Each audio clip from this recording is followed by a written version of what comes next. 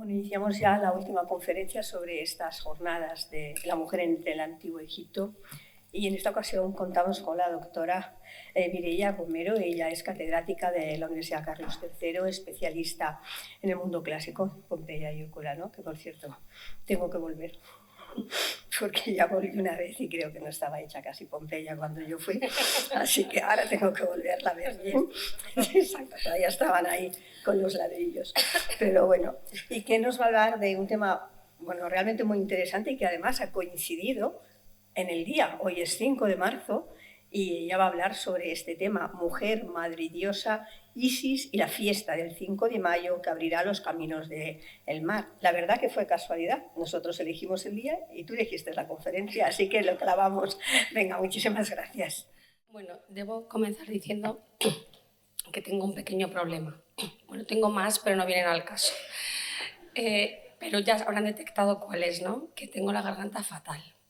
Entonces, estoy un pelín afónica.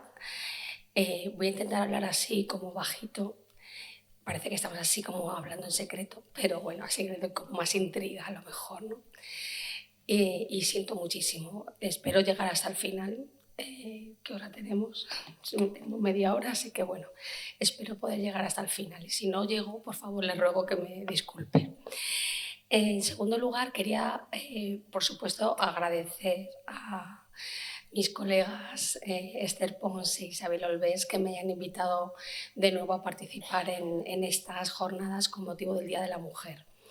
Y debo hacer también una advertencia, y es que el tema surgió a propósito de unas jornadas que hubo sobre Alejandría en el mes de enero, donde hablé sobre Isis como diosa del mar y de los navegantes.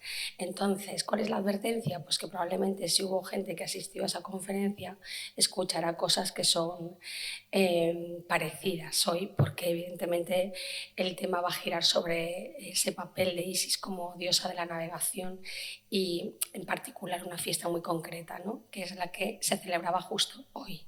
O sea que hoy nos vamos de fiesta. No estamos en una zona portuaria, como sería preceptivo, pero vamos a intentar imaginárnoslo en la medida de lo posible. Les agradezco por eso muchísimo que vuelvan a contar conmigo y además pues en unas jornadas como estas, celebrando el Día de la Mujer, creo que es muy importante y aunque esta mañana desgraciadamente no he podido asistir, las conferencias que he podido escuchar esta tarde ponen de manifiesto hasta qué punto es importante la perspectiva de género en los estudios históricos, ¿no? Que han dado una visión muy distinta de la historia desde que se han tenido verdaderamente presentes y en cuenta. Bueno, comienzo entonces hablando de Isis, una diosa que seguro que todos ustedes conocen bien, una diosa que tiene un papel muy importante como esposa y como madre. Como probablemente sepan, es un historiador griego, Plutarco, el que nos describe el mito de Osiris, bueno, de cómo Osiris muere a manos de su hermano Set. En primer lugar, Set, bueno, pues le convence, según nos cuenta Plutarco, para que se meta en una especie de cofre así hecho a medida y así puede encerrarlo, le arroja al río, de ahí pues fallece, claro, llega hasta Biblos, donde le encuentra a Isis, que desesperada le busca. Como recupera su cadáver, pues Set se enfada muchísimo y le descuartiza y reparte trocitos de Osiris por todo Egipto. Isis, de nuevo, como una buena esposa, sale desesperada en busca de los trocitos de su marido, logra reconstruirlo porque es una maga, tiene esa faceta tan importante también como maga, reconstruye el cuerpo de su esposo, solo se pierde una parte, desgraciadamente una parte muy importante para los hombres, que es el falo, pero como ella es una maga, logra también fabricar uno y gracias a eso puede concebir un hijo con Osiris, que es Horus. Y es así como pasa también a ocupar un papel muy importante como madre de Horus, o Harpócrates como Horus niño, y así además aparece representada en muchas ocasiones tanto en algunas representaciones como las que tienen más propiamente egipcias, incluso amuletos que representan a Isis con el pequeño Horus en brazo amamantándolo. Por eso en el ámbito romano es conocida como la Isis lactans, o sea, como dando el pecho al pequeño Horus. Y fíjense en la imagen que tienen también aquí en esta parte. Es Isis, pero una Isis romanizada, donde, sin embargo, sigue teniendo exactamente la misma iconografía, ¿no? Dando el pecho a su pequeño hijo. Es, por tanto, hemos dicho, una esposa y una madre, digamos, casi ejemplar, porque gracias a ella Osiris resucita, aunque va a pasar al mundo de los muertos, pero recobra la vida. Es además una dadora de vida porque tiene un hijo de Osiris en circunstancias difíciles, ¿no? Y además, pues por ello va a adquirir un papel importante de protectora, y eso es lo que le va a llevar probablemente a ser considerada una salvadora en muchas facetas, especialmente una de ellas en el ámbito de la navegación. Esta faceta no parece que estuviese presente en la Isis faraónica, la más... Bebo un poquito de agua. La más... la diosa propiamente egipcia, sino que sobre todo una faceta que va a estar muy presente en el mundo helenístico, en el Egipto ya de época helenística y de época romana. Muy importante, sobre todo en época romana. Fíjense en estos himnos, les he traído algunos fragmentos de los himnos isíacos, como este himno del Fayum o himnos de Isidoro, que es del siglo I después de Cristo, donde aparece como salvadora, ¿no? Y además dice: los que surcan el gran mar en invierno, cuando los hombres pueden ser aniquilados y sus barcos naufragar y hundirse, todos ellos se salvan si ruegan que estés allí tú para ayudarles. Es decir, es la diosa, una de las diosas, debo decir, a la que los navegantes recurren cuando se ven en una situación crítica en el mar, o incluso también antes de emprender la navegación para pedirle su ayuda, o una vez que han realizado la travesía para agradecerle la ayuda que les ha brindado porque han llegado sanos y salvos a puerto. El otro himno de Isíaco, que es el himno de Fime, aparece también ella, como si hablase en primera persona, la propia diosa. Dice: yo inventé la navegación, yo aplaco el mar y desencadeno la tormenta, o sea, puedo aplacarlo, pero también puedo desencadenar una tempestad y provocar, por tanto, un naufragio, con lo cual hay que tener cuidado, ¿no? Yo soy la señora de la navegación, yo hago innavegable lo navegable a mi antojo. Además de este tipo de textos que aparecen en los himnos isíacos y que nos dan buena cuenta, ¿no?, de esta faceta de Isis como protectora de los navegantes en época helenística y romana, tenemos también muchas representaciones, ¿no?, que aluden a esta faceta, ¿no? Aparece Isis como en la proa de un barco. Esto es importante porque la imagen de la divinidad que aparece en la proa está actuando como una divinidad vigía que está pudiendo prever lo que puede suceder, los peligros que se pueden avecinar, y por tanto está cumpliendo la faceta de protectora de esa nave y de los, por supuesto, de toda la tripulación que va a bordo. Aparece por eso así representada como si estuviese dando el viento, ¿no?, que arrastra el vestido, que arrastra y el cabello, ¿no?, movido por el viento, y aparece con otros símbolos como el timón en la mano, o incluso la proa, el ancla también, como el ancla de la esperanza, y acompañada además por epítetos. Epítetos, advocaciones que matizan esa faceta, esa función de Isis como protectora de los navegantes, que también es una Isis que aparece con el epíteto de Faria, precisamente por el faro de Alejandría, porque es precisamente desde Egipto, desde donde se va a extender ese culto isíaco asociado a la protección en el mar. Y hay que olvidar que los barcos que llevaban el trigo, tan importante para la alimentación, ¿no?, en Roma, partían del puerto de Alejandría y esa Isis Faria es la que protegía esos barcos que llevaban este producto que era tan importante para alimentar a la población romana. Por eso tenemos muchas imágenes, estas medallas, estos sellos, estas monedas también, donde aparece Isis Faria e Isis como Pelagia, asociada al mar, o Euplea, de la buena navegación. No son epítetos, en el caso de Euplea o Pelagia, no son epítetos exclusivos de Isis, también lo llevan otras diosas que están relacionadas con la protección en el mar, como por ejemplo la diosa Afrodita, que también es una diosa Euplea, que también es una diosa Pelagia, porque es una divinidad que protege también en el mar. Bueno, tenemos además otras noticias que nos dan las fuentes clásicas sobre esta faceta de Isis como protectora de los navegantes, que mencionan la existencia de exvotos que se presentaban en honor de esta diosa. El catálogo de exvotos presentados a las divinidades grecorromanas es importantísimo y la estoy incluyendo un poco en este pool, ¿no?, de dioses y diosas que son adoradas en el mundo griego y en el mundo romano, porque verdaderamente, aunque sea una divinidad oriental, se integra perfectamente en los cultos grecorromanos, con una total integración. Ahora vamos a ver hasta qué punto, cuando veamos precisamente el desarrollo de esta fiesta o cómo se levantan templos en su honor y con representaciones que pueden estar aludiendo también a esta faceta de la diosa, ¿no? Bueno, pues por ejemplo tenemos textos como este que tienen aquí en la pantalla de Tíbulo, de las elegías, donde habla de que se presentaban en los templos exvotos dedicados a Isis, un exvoto muy particular, que son cuadritos, tablas, donde se pintaban, no sabemos exactamente aquí qué, aquí dice eso, cuadritos pintados como exvotos, ¿no?, que se presentaban a la diosa Isis, ¿no?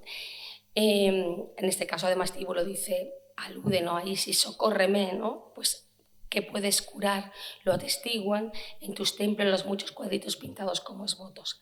En ese sentido, pues puede aludir a varias facetas, pero desde luego nos queda muy claro, por ejemplo, en esta sátira de Juvenal, que se está refiriendo a cuadros presentados como exvotos. Como digo, los navegantes eran muy religiosos y también eran muy temerosos, ¿no? La navegación era una actividad muy compleja, muy peligrosa, y eso les hacía ser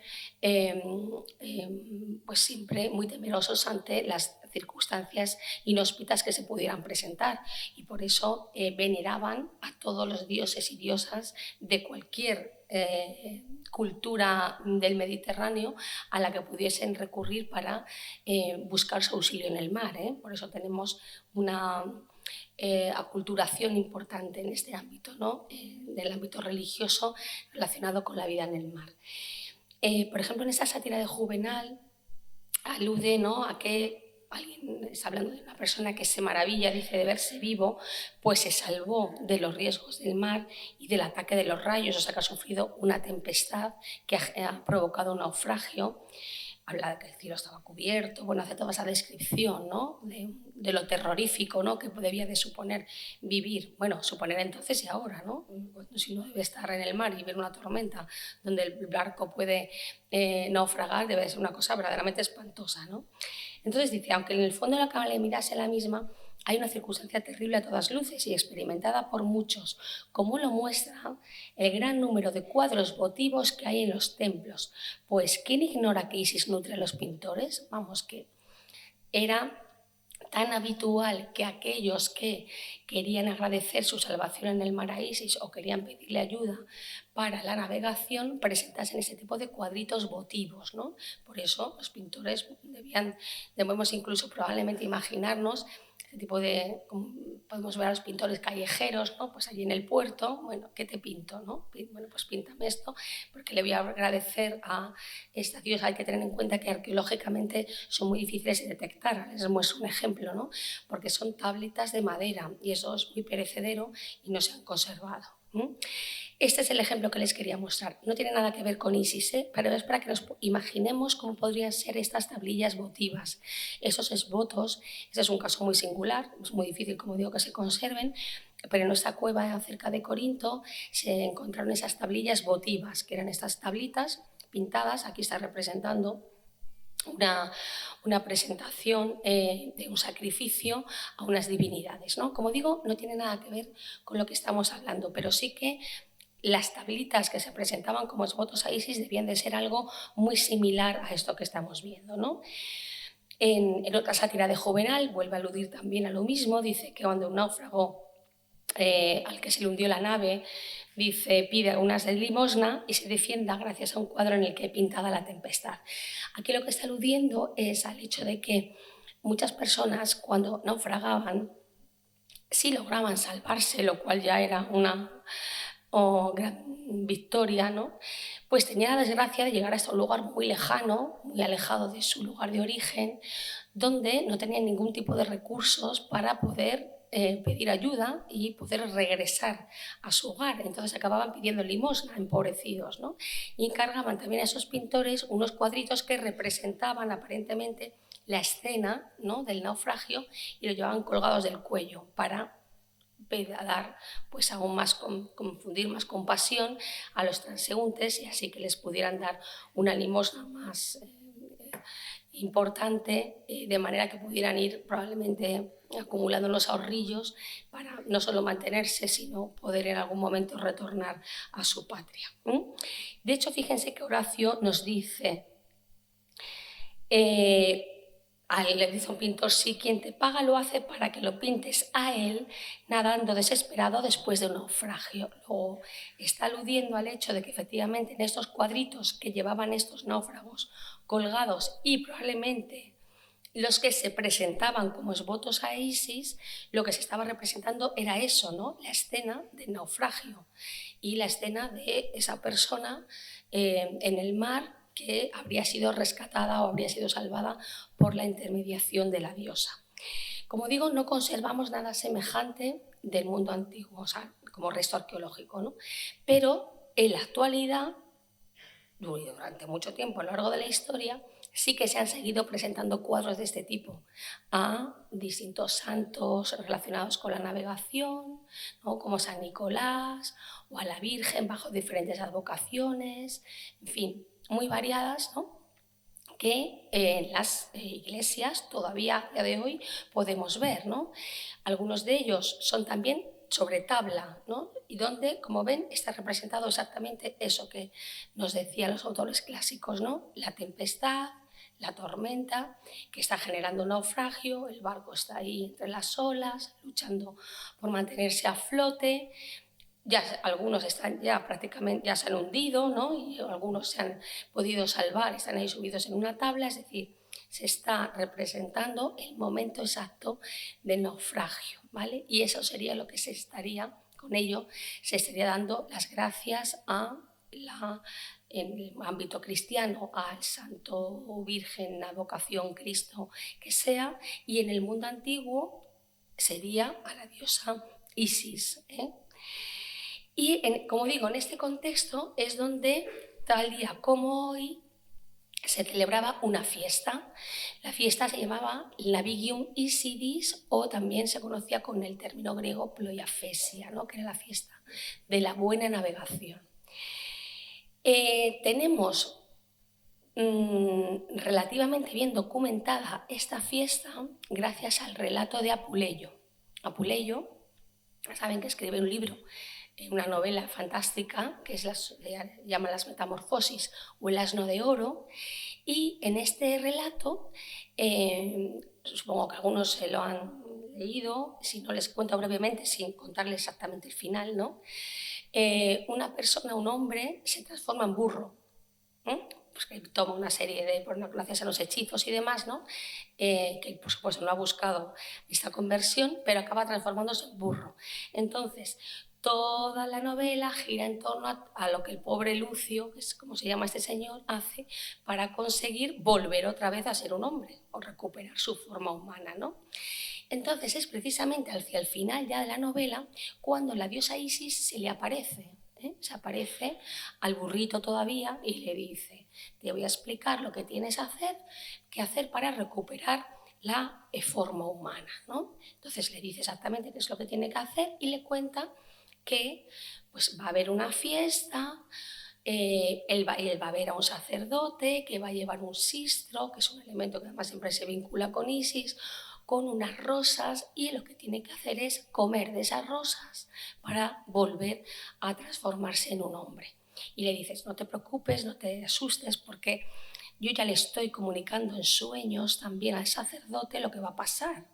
Entonces, ella sabe también que tú vas a llegar, te vas a comer esas rosas y te vas a transformar en un hombre, ¿no? Pero bueno, me interesa precisamente lo que le cuenta de esa fiesta y lo que luego después el propio Lucio aparentemente no cuenta en esta novela del devenir de este festejo, que es el del 5 de marzo, el Navium Isidis, ¿no? Isis, cuando se aparece a Lucio, le dice: la piedad ha puesto en mi advocación un día que es un día tal como hoy, ¿no? El 5 de marzo. Día en que amainan los temporales del invierno, se calman las olas del proceloso mar, vuelve a ser posible la navegación y mis sacerdotes me consagran una nave recién construida como para ofrecerme las primicias del tráfico. Es decir, es una fiesta en la que hay un acto público. Ya saben que estos cultos isíacos son este tipo de cultos que llamamos iniciáticos o mistéricos, porque hay una serie de personas que se han iniciado en los mismos, conocen los misterios de Isis y pasan a un nivel diferente, ¿no? Eso es secreto. Pero sí que tienen una parte pública, y esta fiesta es totalmente pública, abierta a todo el mundo, y en ella participan aquellos que quieren. Lo que pasa es que luego hay otra parte de la celebración que está restringida únicamente para aquellos que han sido iniciados, ¿no? Pero es interesante cómo ya le anuncia lo que va a suceder y le dice que le van a consagrar una nave, ¿no? ¿Y por qué este día? Porque era el día que se inauguraba oficialmente la temporada naviera, la temporada navegable. Esto es importante porque, claro, hay que tener en cuenta que durante el invierno navegar era complicado y mucho más peligroso, porque era más probable que hubiese tempestades que pudiesen generar naufragios, ¿no? Entonces, la temporada navegable no es que se restringiese exclusivamente a la primavera y el verano, pero sí que es verdad que se trataba de, porque era evidente que en otras épocas del año había que moverse también y había que desplazarse, pero sí que intentaban restringirse los desplazamientos más frecuentes a estos meses en los que hacía mejor tiempo y era más fácil navegar, ¿vale? Entonces, por eso la temporada naviera también se iba abriendo en función también de las mejoras en la ingeniería náutica, pues iba haciendo cada vez más, se iban ampliando, digamos, los meses. ¿Y por qué también se marcaba una fecha? Por el tema de los seguros, que ya existían también, había que cubrir la mercancía, había que asegurar la mercancía. Entonces, si se navegaba en una época en la que no era la oficial y había un naufragio y se perdía la mercancía, se había perdido. Y era un riesgo muy grande que los armadores que perdían el barco y los propietarios de las mercancías tenían que asumir. Entonces, esto, digamos, que establecía legalmente el momento en el que se podía navegar y se podían también cubrir, ¿no?, las pérdidas en caso de que éstas se produjeran. Bueno, ella le explica cómo se va a producir esa metamorfosis que les he contado, ¿no? Y le dice que, eso sí, va a tener que, una vez que recobre la forma humana, va a tener que consagrarse a su culto, ¿no? Dice, has de recordar ante todo que el resto de tus días, hasta exhalar el último suspiro, te debes a mi servicio. O sea, yo te he hecho este favor, pero ahora tú vas a tener que entrar dentro de este mundo de los iniciados de ese sacerdocio que tenían pues algunas restricciones importantes, ¿no? Entonces ya comienza a describir en qué consiste esta fiesta, ¿no?, para que nos pongamos en contexto. Les traigo por eso el texto de Apuleyo, que es tan ilustrativo, ¿no? Entonces dice que desfilan, dice, a paso lento, en cabeza de la solemne comitiva. Esto es muy interesante porque parece que encabezando la comitiva van personas disfrazadas, Fíjense, porque acabamos de terminar carnaval, ¿no? Entonces, aquí también están personas disfrazadas encabezando la comitiva, ¿no? Dice uno va disfrazado pues de soldado, otro que va de cazador, dice un tercero llevaba zapatos dorados, bata de seda y un aderezo de valiosas joyas, peluca postiza, o sea, algo disfrazado como de mujer, ¿no? Y van a hacer una descripción muy grande, otro de gladiador, bueno, es como primero la comitiva, o sea, es una fiesta, ¿no? Entonces hay un ambiente alegre, ¿no? Todos van primero ahí encabezando la comitiva unas cuantas personas disfrazadas de diversas cosas, ¿no? Y luego ya empieza ya como la parte que compete la procesión ya más formal, ¿no? Entonces ya aparecen mujeres, dice, bueno, habla de eso, ven diversiones, algaradas populares, o sea, es una fiesta pública donde participa toda la ciudadanía, ¿no?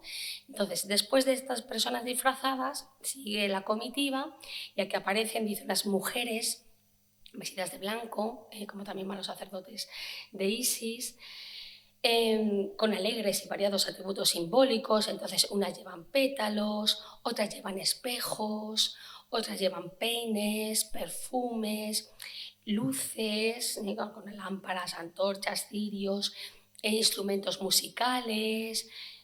Va un coro también, encantador, dice, acortando este texto que es mucho más descriptivo, y desde luego les aconsejo vivamente que se lean, si no lo han hecho ya, o que se relean Las noces de Apuleyo, porque además es divertidísima, ¿no? Y además dice, formaban el cortejo los flautistas consagrados al gran Serapis también, ¿no? Que es esta divinidad que se inventan totalmente en época helenística, ¿no? Y dice, bueno, entonces después de todos estos que van ahí lanzando pétalos, perfumes, tal, ¿no? Pues luego van los iniciados. Estos son, ¿no?, los iniciados en los divinos misterios, ¿no? Hombres y mujeres que se integran dentro de los iniciados, y luego los pontífices también, ¿no? Y además dice que entre los sacerdotes va uno que sostiene una lámpara de gran luminosidad, y dice también, era una naveta de oro que en el centro de su cubierta echaba una abundante llama, o sea que la propia lámpara tenía forma de barco también, ¿no? Bueno, va también, después va otro que sostiene un altar, otro lleva que una palma de oro y lleva el caduceo de Mercurio, otro el símbolo de la justicia, otro con un pequeño vaso de oro, otro con también una zaranda de oro con ramitas también de oro, otro con una ánfora, es decir, va haciendo una descripción, ¿no?, de cómo iban desfilando toda esta comitiva con diferentes objetos que están asociados al culto isíaco, ¿no? Entonces, bueno, habla, después pronuncia el sacerdote unas palabras y dice, entre tanto, en medio del tumulto y alegría de la fiesta, que ahí están todos ahí felices y contentos, el coro cantando, los otros con los instrumentos musicales, ¿no?, la algarabía que nos podemos imaginar, ¿no? Dice, fuimos avanzando poco a poco, porque estos que han salido del templo dedicado a Isis, toda la comitiva, y se dirigen hasta el puerto. Y en el puerto, al llegar a las orillas del mar, dice, llegan precisamente a ese sitio donde el día anterior se había refugiado el pobre Lucio, ¿no?, todavía en forma de asno o de burro. Y dice, y justo allí es donde, de acuerdo con los ritos, dispusieron las sagradas imágenes, ¿no? Depositan todos los objetos que han llegado allí, nos podemos imaginar la llegada al puerto, al lugar donde ya van a botar el barco. Y dice, en medio del tumulto y la alegría de la fiesta, bueno, van avanzando, dice, de acuerdo con los ritos, dispusieron las sagradas imágenes. Dice, había una nave construida según la técnica más depurada al llegar allí al puerto, ¿no? Unas maravillosas pinturas egipcias, o sea, estamos, fíjense, en época romana plena, ¿no?, pero es un culto egipcio, y por supuesto tanto en los templos había inscripciones en jeroglífico, y la propia nave que van a botar tenía también unas pinturas egipcias. Dice, y el sumo sacerdote, después de pronunciar con sus castos labios las solemnes oraciones, purificó la nave con la pureza de una antorcha encendida, un huevo y azufre. La puso bajo la advocación de la diosa y se la consagró, ¿no? Hace una serie de rituales para consagrar la nave. Dice, sobre esta nave feliz flotaba al viento una lujosa vela con una inscripción bien visible bordada en letras de oro. Esas letras formulaban un voto por la feliz reanudación de la nueva temporada naviera, en la propia vela del barco que se había consagrado a Isis.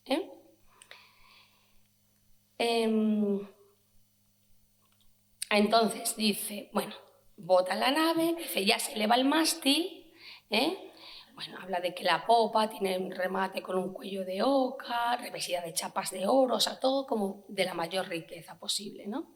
Dice, de pronto los asistentes, tanto los profanos como los iniciados, es decir, los que habían ya participado de los misterios isíacos, estaban iniciados en los misterios, como todos aquellos que estaban participando de la fiesta, traen también zarandas llenas de aromas, ofrendas similares y hacen libaciones sobre las olas del mar. ¿Y qué liban? ¿Qué echan? Puré con leche hasta que, rebosante la nave de obsequios y ofrendas votivas de feliz augurio, o sea, que han ido llenando la nave con todo tipo de objetos, esos exvotos, ¿no? Se sueltan las amarras que la tenían anclada y, al favor de un viento suave y propicio, la dejan libre sobre las aguas. La nave se aleja y cuando ya no es para nosotros sino un punto imperceptible en el horizonte, los portantes, cargando otra vez con los objetos sagrados que cada uno había traído, emprenden alegres el regreso al templo con el mismo ceremonial y adecuada solemnidad. O sea que bota la nave y cuando ya la nave se pierde en el horizonte, recogen otra vez sus cosas y vuelve otra vez la comitiva de nuevo hacia el templo de Isis.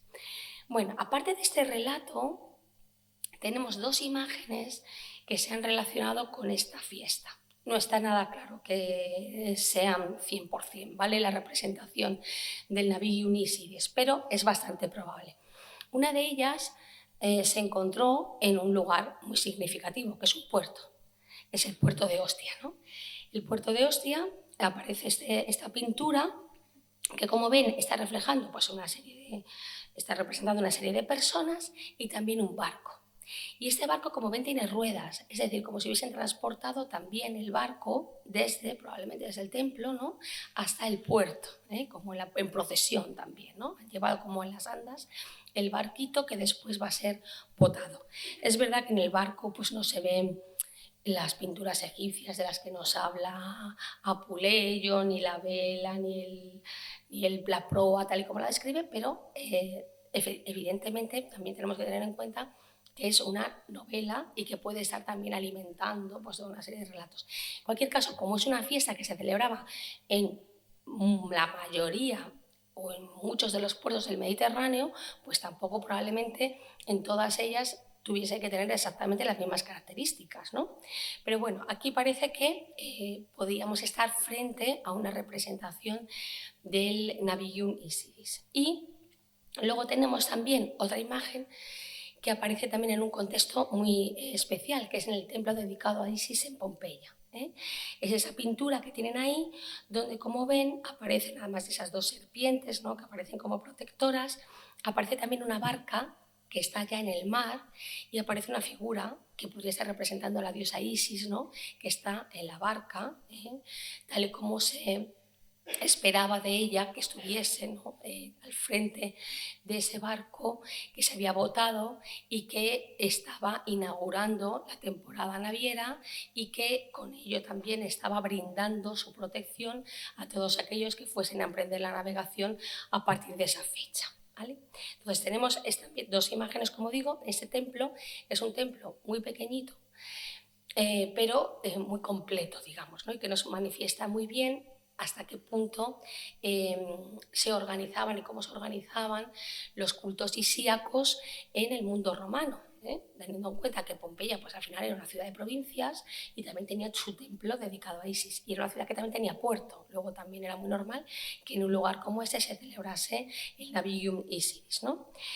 Claro, no sabemos muy bien, ¿no?, si esto tiene alguna conexión con otros rituales mucho más conocidos por todos nosotros, ¿no?, donde todavía a día de hoy, el día que se celebra la celebración de la Virgen del Carmen, pues también se saca a la Virgen, se la monta en el barquito y se la pasea, ¿no?, y se hace una especie de procesión marina, ¿no?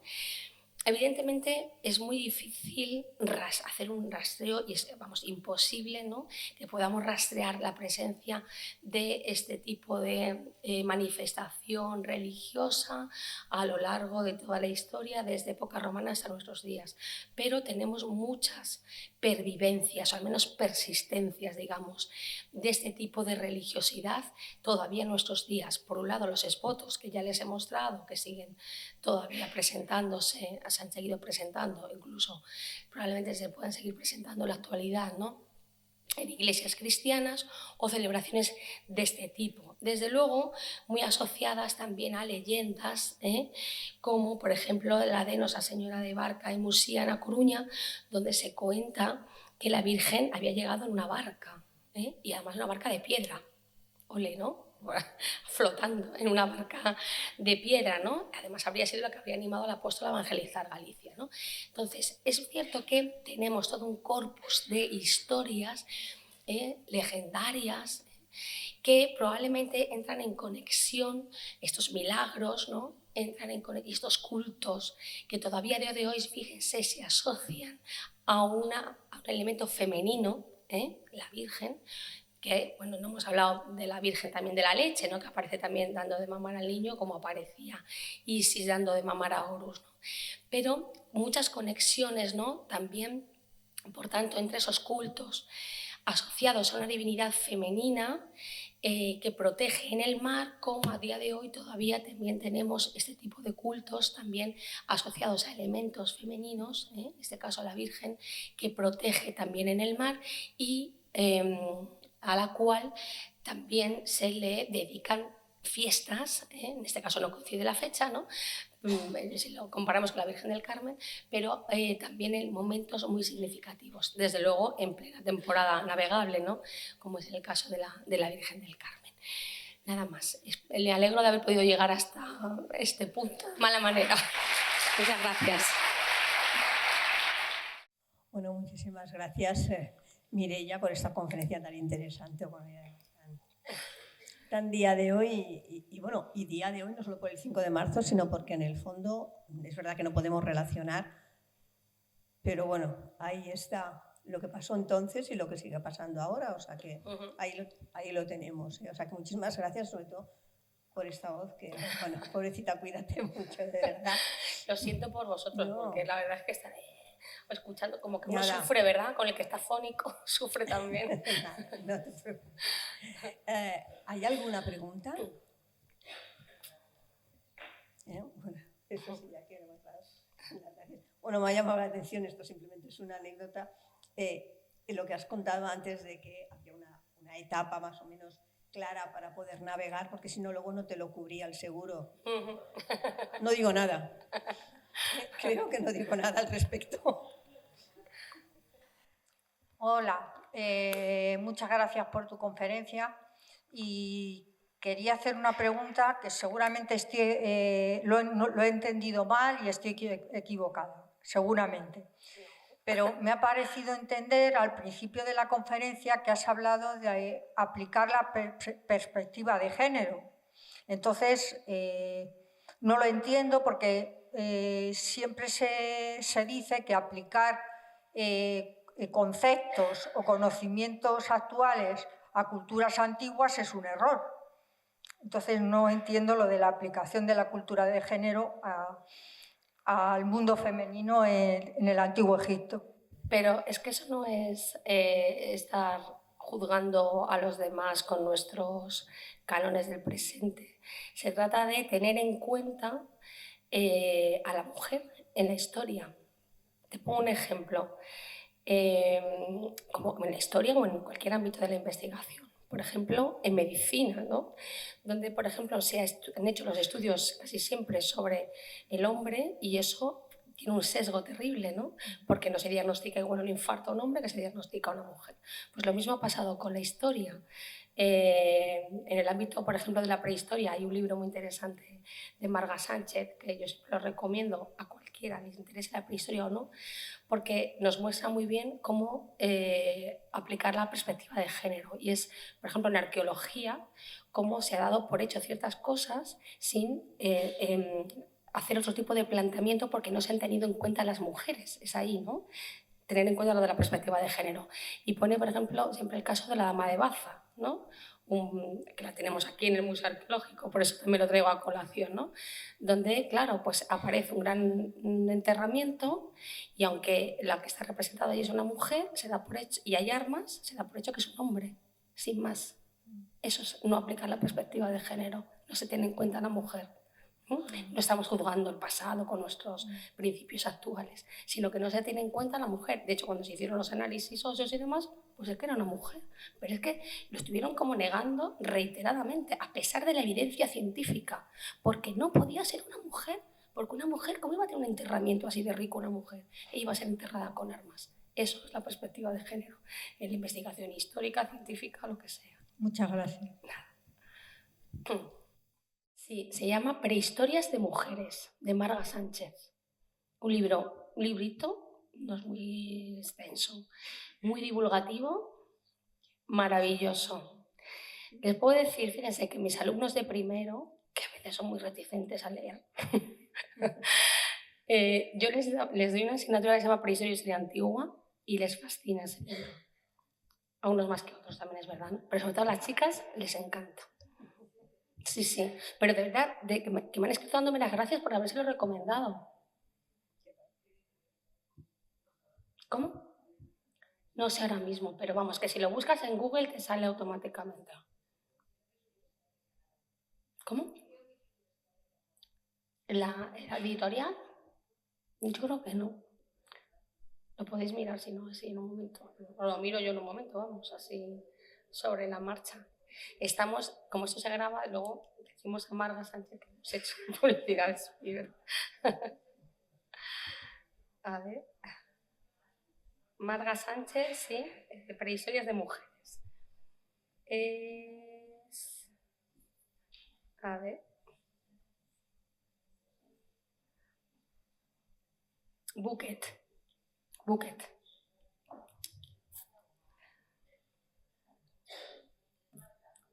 Marga, es de Margarita, pero firma como Marga Sánchez. ¿Alguna pregunta más? Bueno, pues muchísimas gracias. A vosotros.